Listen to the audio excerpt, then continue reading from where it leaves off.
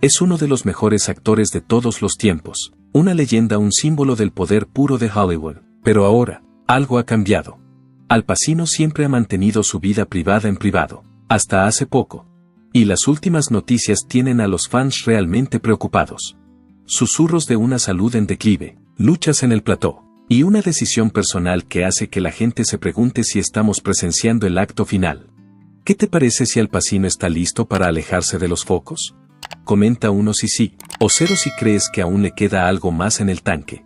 Veamos qué está pasando realmente y por qué los aficionados están conteniendo la respiración. Las luchas de Al Pacino contra el insomnio y la polémica sobre su vida personal. Pacino fue una de las numerosas personas que enfermaron a consecuencia de la pandemia de COVID-19 que asoló el planeta. La infección le afectó mucho, calor extremo, sed, y luego nada de nada. Su conciencia se disipó. Después, su pulso se detuvo. Pasaron unos minutos angustiosos hasta que volvió a aparecer. A su llegada, los paramédicos iban vestidos con el equipo de seguridad completo, con la ayuda de 2 profesionales médicos. 6 de ellos trabajaron para devolverle la vida. Cuando por fin volvió en sí, se encontró rodeado de personas vestidas de médico de pies a cabeza.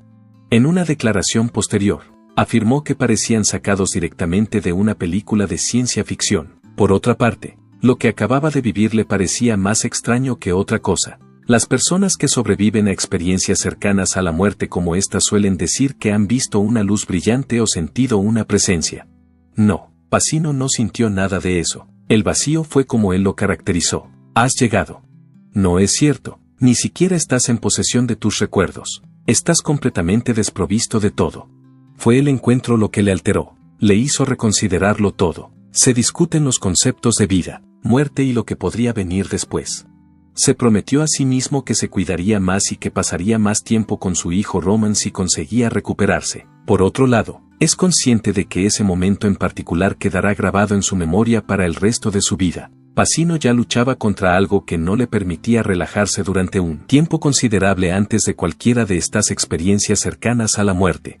Durante toda su vida había padecido un insomnio persistente. Le costó conciliar el sueño durante varios años. No había ralentización de su intelecto.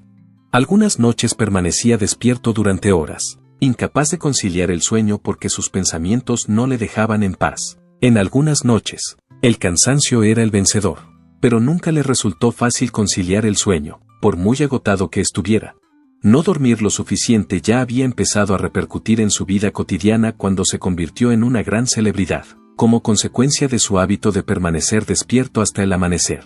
A menudo estaba agotado durante el día. Las consecuencias se agravaron con el paso del tiempo. Los cambios de humor, los lapsus de memoria y los casos en los que el cansancio oscurecía la realidad eran todos factores. También reconoció haber tenido alucinaciones cuando se encontraba en el punto más bajo de su comportamiento. Su interpretación en el thriller psicológico Insomnie, dirigido por Christopher Nolan y estrenado en 2002, era la de un detective que sufría privación crónica de sueño. La interpretación no era para él el único aspecto del papel. Experimentó de primera mano lo que era estar despierto durante varias noches seguidas, sintiendo que su mente se perdía. Las dificultades económicas no hacían sino empeorar la situación. En una ocasión, perdió millones de dólares por culpa de un contable deshonesto. La carga financiera añadía una capa adicional de ansiedad a sus noches agitadas. La lucha nunca llegó a su fin, ni siquiera después de descubrir técnicas para afrontarla. Vivir con insomnio era algo a lo que se había acostumbrado. Por otro lado, siguió siendo uno de los retos más difíciles a los que se enfrentó a lo largo de su vida, una batalla que nadie podía ver. A lo largo de los años, Al Pacino se ha consolidado como uno de los intérpretes más admirados de Hollywood. Por otra parte, la celebridad implica escrutinio. Además, varias de sus decisiones profesionales y conexiones personales han sido objeto de debate. Uno de los acontecimientos más sonados de su carrera se produjo en 1980, cuando actuó en Cruising, un thriller que saltó a la fama como pararrayos de las protestas casi inmediatamente después de su estreno. La película fue dirigida por William Friedkin y seguía a Pacino en el papel de un investigador encubierto que intentaba detener a un asesino en serie infiltrándose en el ambiente de los clubes homosexuales de Nueva York. En un principio, parecía tener potencial para convertirse en un emocionante drama criminal. De hecho, provocó un furioso incendio. Para dar a conocer sus preocupaciones, Los activistas LGBTQ+ no esperaron al estreno de la película porque les preocupaba que pudiera propagar prejuicios perjudiciales para su comunidad. Durante la producción estallaron protestas, y los manifestantes se presentaban a menudo en los lugares donde se rodaba la película. Dejaron bien claro que no iban a permitir que la película retratara a su pueblo de mala manera con cánticos, agitando pancartas e interrumpiendo las tomas con sonidos estridentes. Las críticas siguieron siendo igual de feroces cuando Cruising se estrenó en los cines. Otros la calificaron de explotadora. Hubo división de opiniones entre el público, y muchos consideraron que sensacionalizaba a la comunidad LGBTQI en lugar de representarla. Incluso Pacino declaró posteriormente que se lo había pensado 2 veces antes de hacer la película, tras comprobar el desenlace de la situación. Reveló en su autobiografía, Sonny Boy, que se dio todo su sueldo de la película a una organización benéfica sin revelar su identidad, en lugar de ponerse en una situación en la que pudiera poner a prueba sus dotes interpretativas. Se encontró en el centro de una polémica que nunca llegó a desaparecer. A lo largo de varios años, la vida privada de Pacino se convirtió en objeto de otro polémico debate, inmediatamente después de empezar a salir. Su relación con Noor Alfala, una mujer 54 años más joven que él, suscitó dudas. En junio de 2023, dieron la bienvenida al mundo a un niño conocido como Roman Alfala Pacino, pero, en octubre de 2024, su relación amorosa había llegado a su fin. Por lo tanto, no estaba completamente alejada de su vida. De hecho, mantenía una fuerte conexión con él, y no era solo por su hijo, debido al hecho de que Alfala tenía un historial de citas con hombres mayores y más ricos, como Mick Jagger y Clint Eastwood. Otros comenzaron a especular sobre las razones de sus acciones. Según los amigos de Pacino, les preocupaba que pudiera estar explotándole para obtener beneficios económicos. Puede que sus preocupaciones no carecieran de fundamento. Según los documentos presentados ante el tribunal, Pacino fue condenado a pagar una pensión alimenticia de $30,000 al mes, además de un pago inicial de $10,000 y otros gastos como $13,000 para una enfermera de noche. Además, se le exigió una aportación anual de $15,000 a un fondo que se destinaría a la educación de su hijo. Alfala siguió llevando un estilo de vida lujoso incluso después de la separación, y parecía que era Pacino quien lo financiaba. Mientras esto ocurría, se la vio salir con otros hombres prominentes, entre ellos el cómico Bill Maher. Se dice que esto hizo que Pacino se sintiera traicionado, pero no afectó al hecho de que siguiera prestándole ayuda económica. Sus amigos lo caracterizaron como un loco obsesionado con ella y pensaron que, incluso le daría una parte considerable de sus riquezas si todo iba según lo previsto. A algunos les pareció que el amor nublaba el juicio. En cuanto a las relaciones, algunos la interpretaron como una historia de advertencias sobre las desigualdades de poder. A pesar de las advertencias y las sospechas, la dedicación de Pacino a Alfala siguió dando que hablar, independientemente de la realidad que pudiera haber o no en torno a la situación. Independientemente de si intentaba aprovecharse de la situación o simplemente tomó la decisión de ayudar a la madre de su hijo, una cosa era más que evidente. Aunque se encontraba en la última etapa de su vida, Al Pacino seguía acaparando mucha atención. El viaje de Al Pacino y sus lecciones de vida. Su patrimonio se había agotado y necesitaba actuar con rapidez. Fue entonces cuando los fans le vieron en un papel que les dejó sin palabras, en la película de comedia Jack y Jill, protagonizada por Adam Sandler. Hizo una aparición en el año 2011. La película fue un éxito comercial, recaudando $149 millones en todo el mundo, pero la crítica fue bastante crítica con ella. La película ha recibido una calificación del 3% en Rotten Tomatoes. Tanto el premio Razzie al peor actor secundario como el premio Razzie a la peor pareja en pantalla fueron concedidos a Pacino como resultado de su actuación, en la que representó una versión exagerada de sí mismo. Los aficionados tenían curiosidad por saber por qué había elegido el puesto. La respuesta fue fácil: no tenía dinero. Jack y Jill fue para él un método rápido de conseguir el dinero que necesitaba, y lo necesitaba. Se dice que recibió $5 millones de la película. Fue una ayuda para sobrevivir. Aunque no le devolvió el dinero, le ayudó a mantenerse a flote. La película le reportó mayores oportunidades. A pesar de las críticas que recibió, muchas marcas se pusieron en contacto con él para hacer anuncios. Los estudios le ofrecían nuevos trabajos. Comenzó el proceso de recuperar su dinero poco a poco. Cuando echó la vista atrás, confesó que Jack and Jill no fue el momento del que se sintió más orgulloso, pero no se arrepintió de nada. En lo que a él respecta, Adam Sandler fue un excelente colaborador. A pesar de que Al Pacino nunca ha estado casado, es padre de 4 hijos fruto de 3 relaciones distintas. El 16 de octubre de 1989 dio la bienvenida al mundo a su primera hija, Julie Marie. Antes de separarse, su madre, la profesora de interpretación Han Tarrant, mantuvo un breve romance con Pacino, tras el cual rompieron, cuando nacieron los gemelos de Pacino, Anton James y Olivia Ross. En 2001, se convirtió en padre por segunda vez. Este momento trascendental se produjo más de una década después, de 1997 a 2003. Su madre, la actriz Beverly D'Angelo, mantuvo una relación con Pacino durante 6 años. Después, en el año 2023, se produjo un acontecimiento imprevisto. A los 83 años, Pacino fue padre por 4ª vez. Roman nació de su novia, la productora de cine Noor Alfala, el 15 de junio de 2023. Roman fue el primer hijo en común de la pareja. Alfala es más joven que Pacino por un total de 54 años. Los meses de abril de 2022 marcaron el inicio de su relación, que enseguida dio que hablar. A Pacino se le ha relacionado con varias mujeres de renombre a lo largo de su carrera, entre ellas Diane Keaton, que había protagonizado junto a él la película El Padrino. Antes de llegar a su fin tras el estreno de El Padrino Parte 3, su relación había sido intermitente durante varios años. Durante una entrevista anterior, Keaton expresó su profundo afecto por Pacino y se refirió a él como el hombre más fascinante. Posteriormente, Pacino mantuvo una relación con la actriz argentina Lucila Pollack durante una década.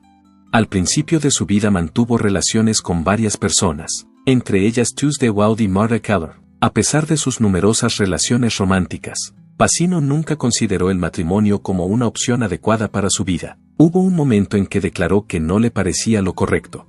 Sin embargo, ser padre fue una experiencia diferente. Siempre se sintió orgulloso de su papel de padre, a pesar de que compaginar su trabajo con su familia no era tarea fácil. Mientras sus gemelos crecían, declaró en su biografía, Sonny Boy, que no siempre les había prestado la atención que necesitaban durante su infancia.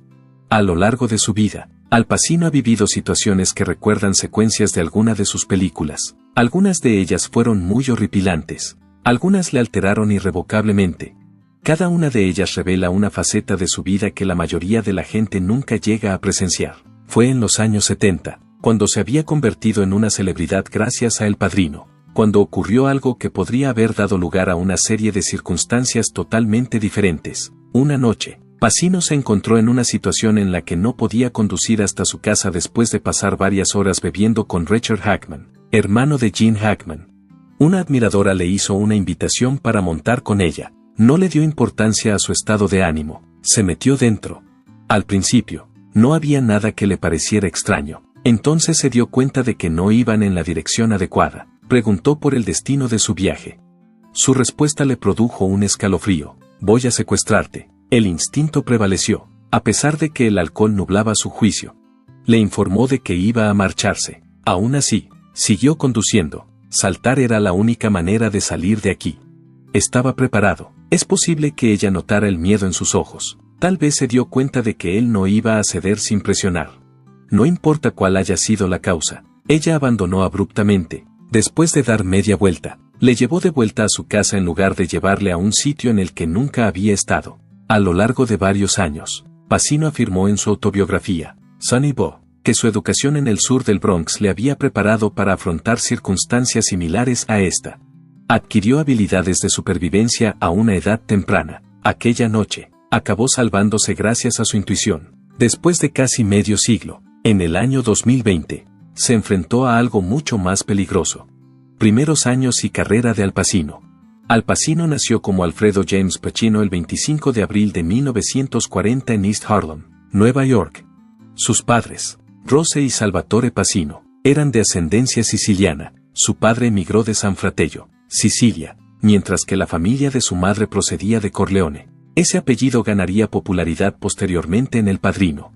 Pero para Pacino, simplemente formaba parte de su educación. Sus padres se separaron cuando él tenía solo 2 años. El padre de Pacino se fue a California a trabajar como vendedor, dejándoles a él y a su madre para empezar de nuevo en el sur del Bronx.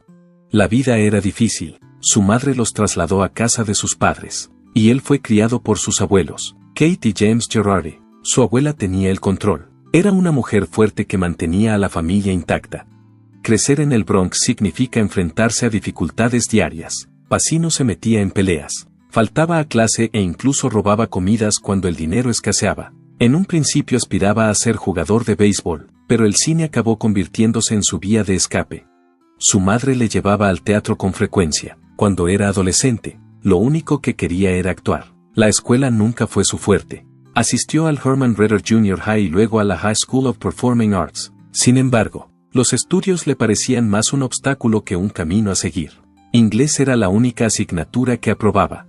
A los 17 años abandonó los estudios. A su madre se le rompió el corazón. Quería que tuviera una profesión estable. Cuando declinó, sus conflictos empeoraron. Finalmente se fue de casa y tuvo que mantenerse por sí mismo. Los años siguientes fueron de los más difíciles de su vida.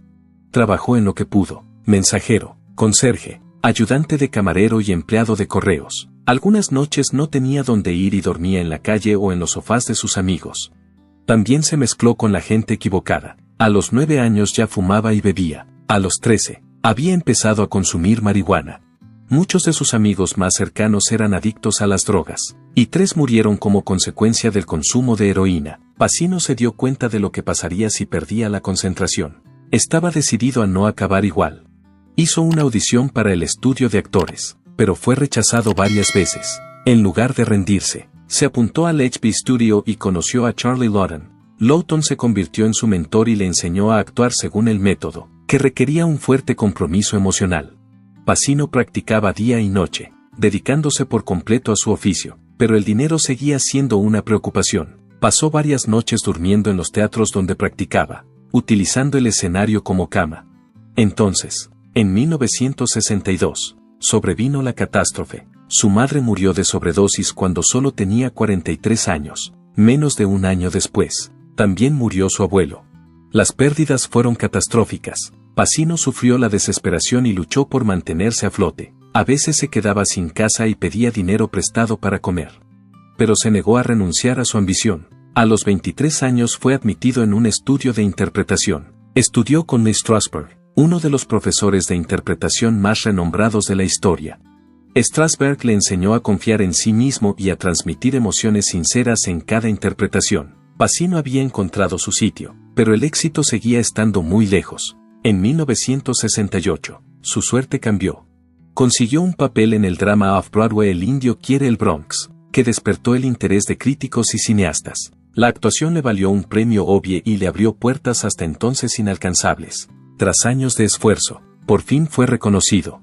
En retrospectiva, Pacino declaró: sabía que era un chico vagabundo, pero cuando se presentaba la oportunidad, todo lo que tenía que hacer era estar presente. Cada lucha, cada rechazo, cada noche pasada en la calle le habían llevado a este punto.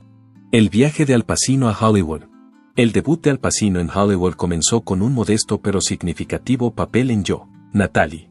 Fred Coe dirigió la película en 1969, protagonizada por Patty Duke en el papel de una joven que vive en Greenwich Village. Pacino tuvo una breve aparición, pero fue su verdadero debut cinematográfico.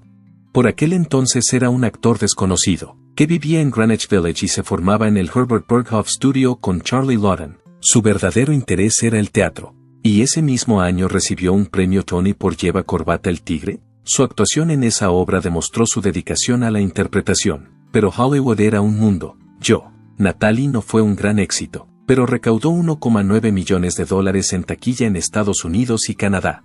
Y lo que es más importante, fue el primer encuentro de Pacino frente a una cámara de cine. Fue un paso modesto, pero importante. 2 años más tarde, en 1971, consiguió su primer papel importante en Pánico en Needle Park. La dificultad era mucho mayor. Jerry Schatzberg dirigió la película, que ofrecía una visión sombría y realista de la adicción a la heroína en la ciudad de Nueva York. Pacino interpretó a Bobby, un buscavidas de poca monta cuya vida se descontrola, junto a su amante Ellen, interpretada por Kerry Wynn. Joan Didion y John Gregory Dunn escribieron el guión, basado en el libro de James Mills. No endulza nada, presentaba la terrible realidad de la drogadicción con una honestidad despiadada. Pacino dotó a Bobby de verdadera pasión, haciéndolo a la vez encantador y terriblemente atormentado. La crítica elogió su interpretación, describiéndola como una de las más genuinas representaciones de la adicción jamás vistas en el cine. A pesar de su escaso éxito económico, la película se convirtió en un favorito de culto. Kitty Wing ganó el premio a la mejor actriz en Cannes, pero la interpretación de Pacino fue realmente memorable. Despertó el interés de Francis Ford Coppola, un cineasta que transformaría su vida para siempre. Coppola estaba en el proceso de casting del Padrino. Paramount quería que un actor conocido interpretara a Michael Corleone. Contemplaron a Jack Nicholson y Robert Redford, pero Coppola reconoció algo en Pacino que nadie más hizo. El estudio abogó por James Caan, alegando que Pacino era demasiado bajo e insuficientemente renombrado. Coppola se negó a dar marcha atrás. Pensó que Pacino poseía la sutil intensidad necesaria para la metamorfosis de Michael de forastero indeciso a jefe despiadado de la mafia. Pacino estuvo a punto de perder el papel. Durante la primera semana de rodaje, los ejecutivos quedaron decepcionados. Creían que actuaba de forma demasiado pasiva. Coppola tuvo que luchar para retenerlo. Luego llegó el escenario del asesinato en el restaurante, en el que Michael asesinó a Sollozzo y McCluskey. Fue el punto de inflexión. La compostura de Pacino en ese momento lo alteró todo. La compañía vio por fin lo que Coppola había visto desde el principio, cuando El Padrino se estrenó el 15 de marzo de 1972. La película se convirtió en un clásico instantáneo. Recaudó más de $250 millones en todo el mundo con un presupuesto de 6 millones. La interpretación de Pacino fue memorable. Fue nominado al Oscar al mejor actor de reparto, junto con James Caan y Robert Duvall. No ganó, pero la nominación demostró que era algo más que un artista de teatro. Era una celebridad de Hollywood. 2 años más tarde, volvió para El Padrino Parte 2 en 1974. Esta vez, la película tenía 2 líneas argumentales. Robert De Niro interpreta a Michael Corleone, que asciende al poder en la actualidad, así como los primeros años de vida de su padre, Vito Corleone. Michael ya no era un extraño. Ahora era el cabeza de familia, y la interpretación de Pacino demostró cómo le había cambiado el poder. Era más frío, más despiadado, más aislado. Los críticos la aclamaron como una de las mejores interpretaciones de todos los tiempos. La película recibió 6 premios de la Academia, incluido el de Mejor Película. Pacino fue nominado a Mejor Actor, pero perdió frente a Art Carney. No obstante, ganó el BAFTA al Mejor Actor, demostrando que su brillantez era reconocida internacionalmente. Entre las 2 películas de El Padrino, Pacino intervino en Serpico, 1973, de Sidney Lumet. Se basaba en la historia real del policía de Nueva York Frank Serpico, que reveló la corrupción en el departamento. El papel permitió a Pacino mostrar un aspecto distinto de su interpretación. No representaba a un matón ni a un delincuente, representaba a un hombre que luchaba contra un sistema corrupto. Su actuación fue tremenda. La rabia y la furia que mostraba en la película parecían auténticas porque se había metido de lleno en el papel. Recibió otra nominación al Oscar al Mejor Actor. Después llegó Tarde de Perros, 1975, otra obra maestra de Sidney Lumet.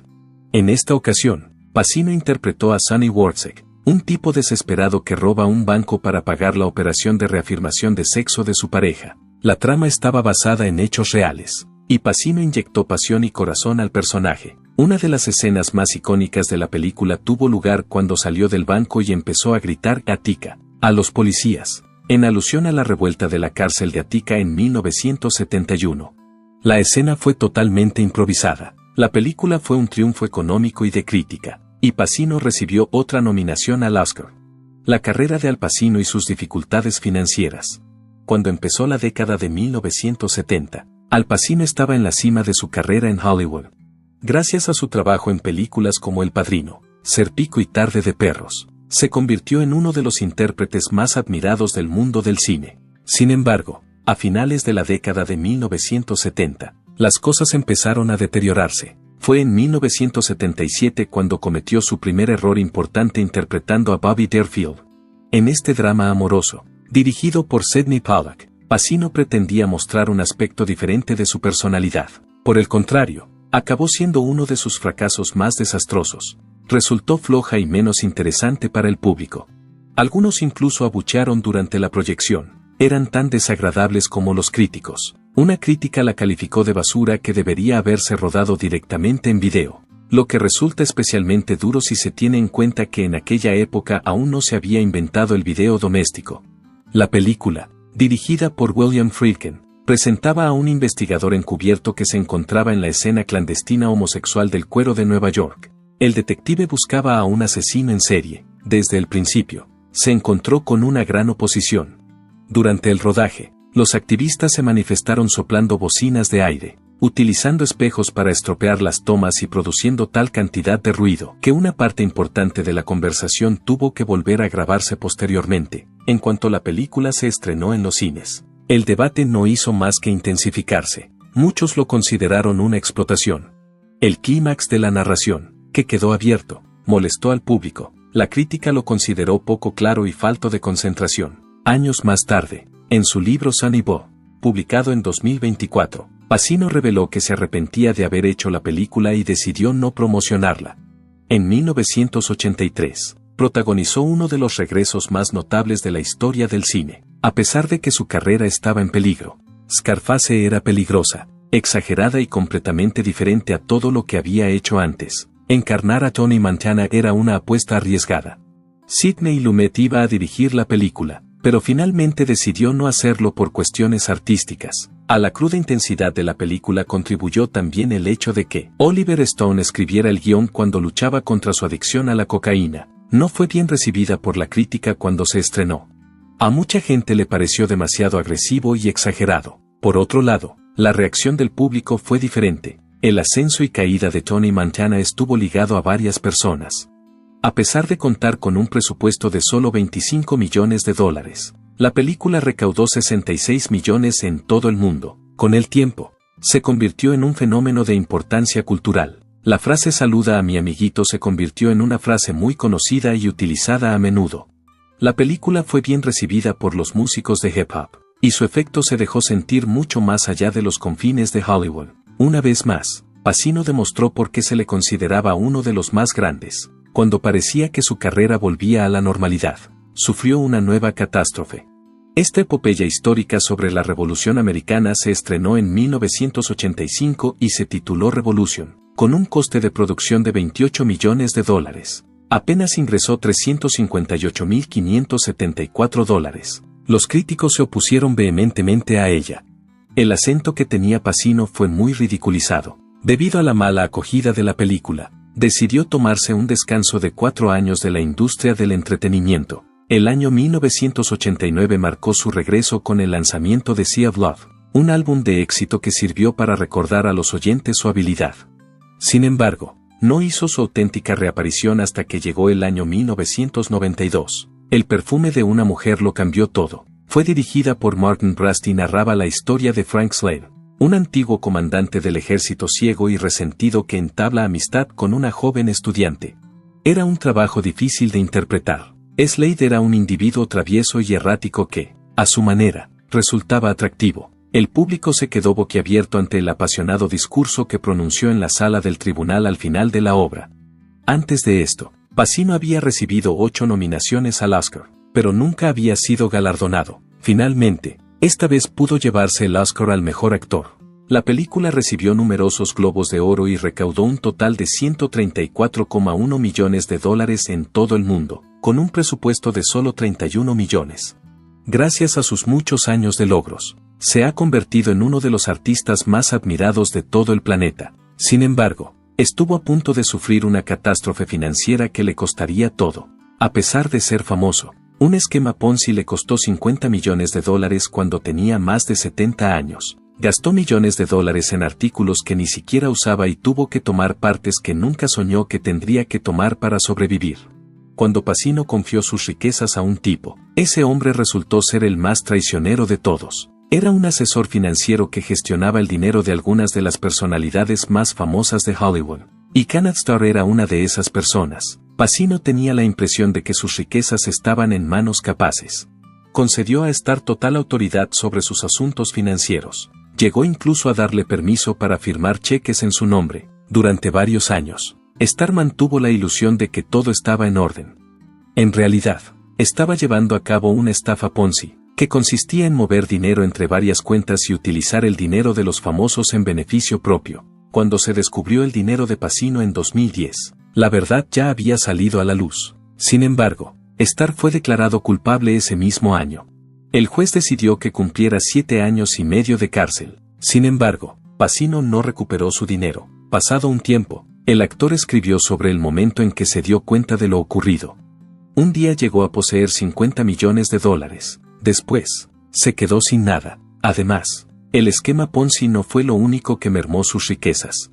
Los gastos de Pacino habían progresado hasta el punto de que ni siquiera sus $millones podían hacerlo durar.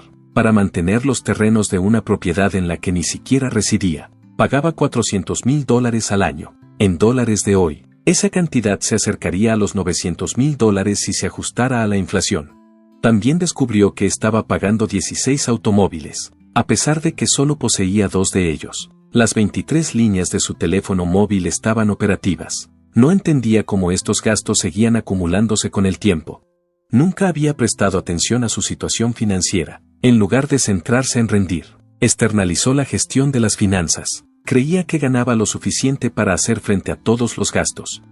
De hecho, incluso sus enormes pagos, que ascendían a $10 millones por cada película, se los comían los impuestos, los gastos legales y las comisiones de las agencias. Además, invertía en propiedades de alquiler en lugar de comprarlas. Durante sus viajes, gastaba $millones en vacaciones de lujo y se mudaba de casa en casa.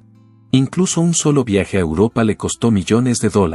Alquiló una planta entera en el Hotel Dorchester de Londres y transportó a sus visitantes en un avión Gulfstream privado de Londres a Londres. Todo parecía estar en orden, pero de repente, no lo estaba. Así que vamos a preguntarnos, ¿debería Al Pacino retirarse y disfrutar del resto de su vida en paz? ¿O espera verle en pantalla al menos una vez más? Deja tu respuesta en los comentarios y, si tienes una actuación favorita de Al Pacino, cuéntanosla también. Celebremos su legado mientras podamos. Si esta historia te ha conmovido, dale al botón de me gusta. Suscríbete para recibir más actualizaciones reales como esta y toca la campana para no perderte ni un momento.